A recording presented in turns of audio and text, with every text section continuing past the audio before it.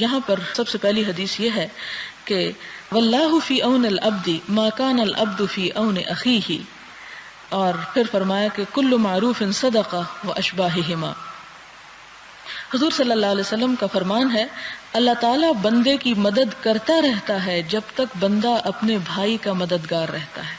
یعنی جو انسان انسانوں کی مدد کرتا ہے اللہ تعالیٰ اس کی مدد فرماتا ہے۔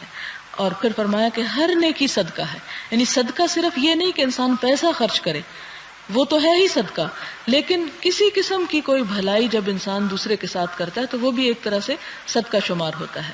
اور اس میں کسی بھولے ہوئے کو رستہ دکھا دینا، کسی کو اپنی سواری پر سوار کر لینا، کسی کو کھانا کھلا دینا، کسی کو ہسپتال میں دکھا دینا، کسی کی تیمارداری کر دینا، کسی بہرے کو اونچا بول کے سنوانا، یعنی کسی انسان کی کسی بھی طرح کوئی مدد جو انسان کر سکتا ہے اس تمام چیز کو صدقہ شمار کیا گیا۔ حضرت ابو سعید خدری رضی اللہ تعالی عنہ سے مروی ہے، فرمایا ہم سفر میں تھے کہ ایک آدمی اپنی سواری پر سوار ہو کر آیا اور اس نے دائیں بائیں نگاہ دوڑانا شروع کر دی، تو حضور صلی اللہ علیہ وسلم نے فرمایا جس کے پاس فالتو سواری ہو تو وہ اسے دے دے،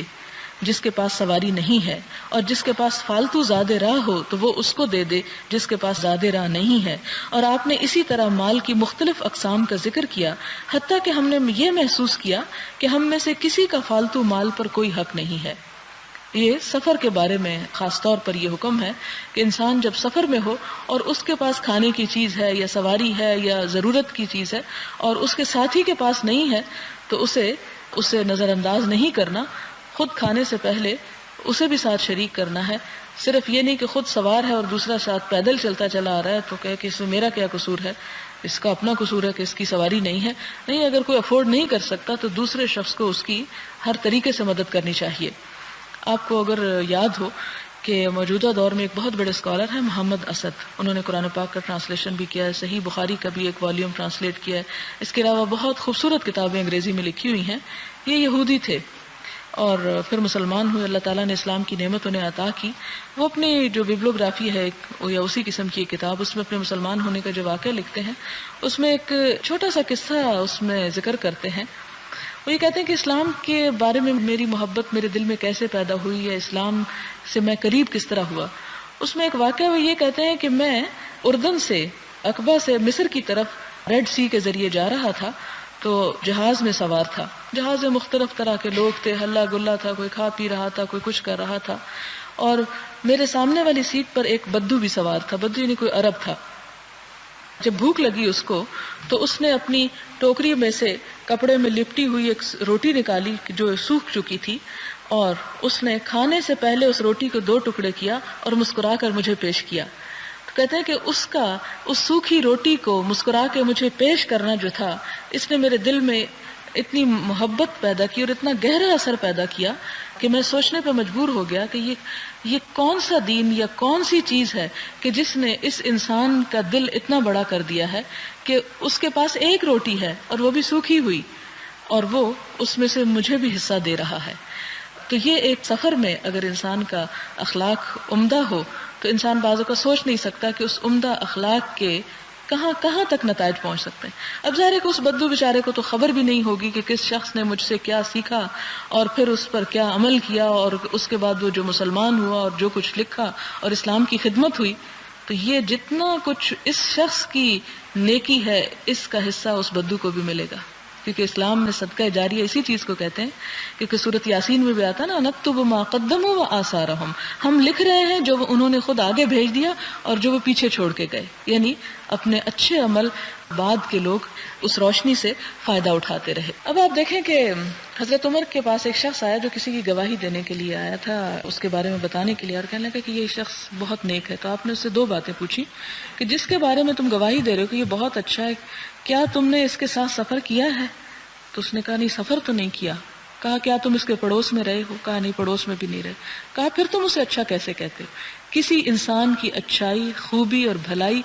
دو چیزوں سے پتہ چلتی ہے. نمبر ایک، سفر کے دوران اس کے جتنے بھی عیب اور ہنر ہیں اور اس کی بھلائیاں اور وہ سب کچھ کھل کے سامنے آ جاتے ہیں، کیونکہ سفر ایک ایسی چیز ہے جس میں کبھی انسان تھکا ہوتا ہے، کبھی انسان بھوکا ہوتا ہے، کبھی انسان اریٹیٹ ہو رہا ہوتا ہے سفر کی تکلیف کی وجہ سے. تو اس وقت جو انسان اپنے آپ پہ کنٹرول کر جائے، اپنی تھکاوٹ کو کنٹرول کر کے مسکرا اٹھے، اپنی بھوک کو کنٹرول کر کے دوسرے کو کھانا دے سکے، اپنی پیاس کو کنٹرول کر کے دوسرے کو پانی دے، اپنے آرام کو کم کر کے دوسرے کو آرام پہنچائے، تو وہی انسان دراصل اچھا انسان ہے. اور دوسرا نیبر، کہ جب انسان کسی کے ہمسائے میں رہتا ہے، ہمسائیگی میں رہتا ہے، تو پھر اس کا پتہ چلتا ہے کہ وہ اچھے برے وقت میں کس طرح مدد کرتا ہے.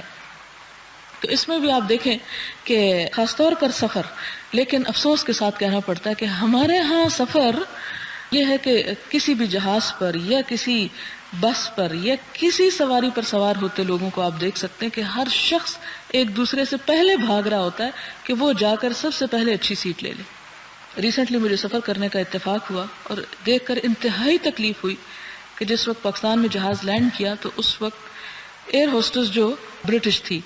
وہ بیچاری چیخ چیخ کر کہہ رہی ہے کہ جب تک جہاز نہ رک جائے آپ لوگ اپنی سیٹوں پہ بیٹھے رہیں، اور سوائے ہم دونوں کے اور چند لوگ، دو چار کوئی اور ہوں گے، آپ یقین کریں کہ پورے کے پورے لوگ، جہاز ابھی ہلکا ہلکا چل ہی رہا تھا، وہ سب کھڑے ہو کے فوراً اپنا سامان نکالنے لگ گئے. اور یوں ایک ہنگامہ اور عالم بدتمیزی تھا کہ شرم سے نگاہیں جھک گئی کہ ہمارا قومی کردار کیا ہے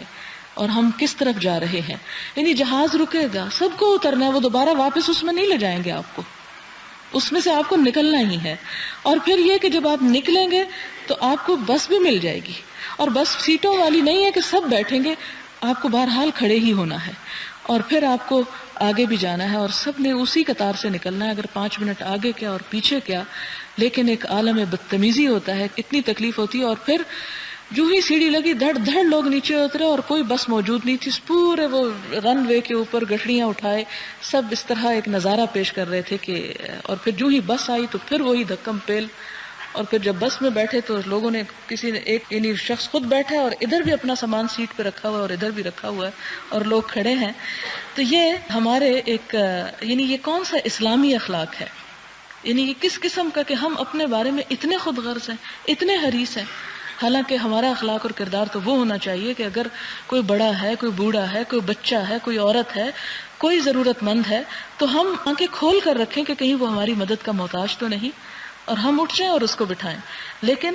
چونکہ ہم صرف کلمہ پڑھ کے مسلمانوں کے گھر پیدا ہو گئے اور زبردستی کلمہ پڑھوا دیا گیا ہمیں، اس سے آگے ہمیں کیا خبر کہ ہم کس رسول کی امت ہیں صلی اللہ علیہ وسلم، اور ہمارے اوپر کیا اخلاقی تقاضے ہیں. ہمارا اخلاق تو غیروں نے لے لیا اور ہم خالی ہاتھ رہ گئے. تو صرف باتیں کرنے سے کچھ نہیں بنتا جب تک ہم کچھ کر کے نہ دکھائیں. جیسے کہ قرآن پاک میں بھی آتا ہے کہ الیہ یصعد الکلم الطیب والعمل الصالح یرفعہ، کہ اللہ تعالیٰ کی طرف بلند ہوتے ہیں اچھے کلمات، لیکن عمل صالح ان کو اٹھا کے اللہ تعالیٰ کے حضور پیش کرتا ہے. گویا عمل صالح ایک ڈش ہے کہ جس میں کوئی چیز رکھ کر پیش کی جاتی ہے. تو ہماری باتیں اور ہمارا ذکر اور ہماری باقی چیزیں کوئی فائدہ نہیں دیں گی جب تک ہم عملی کردار جو ہے وہ پیش نہیں کرتے.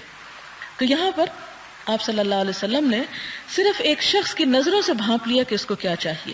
کہ آپ صلی اللہ علیہ وسلم سفر کے لیے تیار تھے، ایک شخص آیا اور وہ ادھر ادھر دیکھ رہا ہے، تو آپ نے یہ نہیں کہا کسی کو بے اچھا فلاں تم اس کو بٹھا لو، آپ نے فوراً سب کے لیے ایک حکم عام دیا اور فرمایا کہ جس شخص کے پاس فالتو سواری ہو وہ اسے آفر کرے کہ جس کے پاس سواری نہیں ہے، اور جس کے پاس فالتو زیادہ رہا ہو، یعنی کھانے پینے کی چیزیں جس کے پاس زیادہ ہیں یا استعمال کی چیزیں جس کے پاس زیادہ ہیں وہ دوسرے کو دے. اور اسی طرح آپ نے مختلف قسم کی چیزوں کا ذکر کیا. یعنی روایت میں صرف 2 چیزیں آتی ہیں، ایک سواری اور ایک زیادہ راہ، لیکن آپ نے کھانے پینے کی اور ڈیٹیل کے ساتھ بہت سی چیزوں کا ذکر فرمایا کہ جس کے پاس یہ ہے وہ اس کو دے جس کے پاس نہیں ہے. یعنی سب مل کر ایک فیملی کی طرح ٹریول کریں اور ایک دوسرے کا خیال رکھتے ہوئے سفر کریں، تاکہ سفر جو ہے وہ ایک خوشگوار تجربہ ہو، نہ کہ ایک اذیت اور عذاب ہو. اور صحابہ کرام عرض کرتے ہیں کہ حتیٰ کہ آپ صلی اللہ علیہ وسلم جب چیزوں کا نام لے رہے تھے تو ہمیں یوں محسوس ہوا کہ ہم میں سے کسی کا فالتو مال پر کوئی حق نہیں، کہ جیسے یہ ہمارا نہیں، یہ ان لوگوں کا ہے جو ہمارے ساتھ ہیں اس میں اور ان کے پاس نہیں ہے.